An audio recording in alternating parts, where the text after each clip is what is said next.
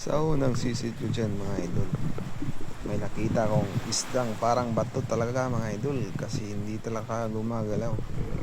Kala ko nga patay, pero pag pana ko dyan mga idol, uy yun, gumagalaw pala mga idol. At nakita ko dyan kasama ko mga idol, na madami na pala siya.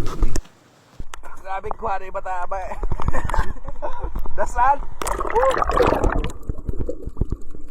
Kaya tingnan nyo mga idol, oh.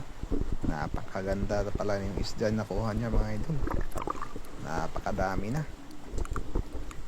Kaya ako naman dyan mga idol, hindi naman ako nagpapalakan si mga idol dito mga idol. Sumisid naman ako dyan mga idol. Yan mga idol, oh. Sapol. At may katabi pa dyan mga idol.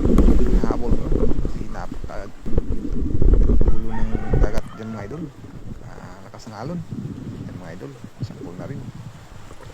Yung kuha ko dyan mga idol, konti lang pero okay lang mga idol. Kasi na-enjoy naman ako sa pagsisid dyan mga idol. At dito na mga idol, binibinta na namin yung isda. Yan na mga idol.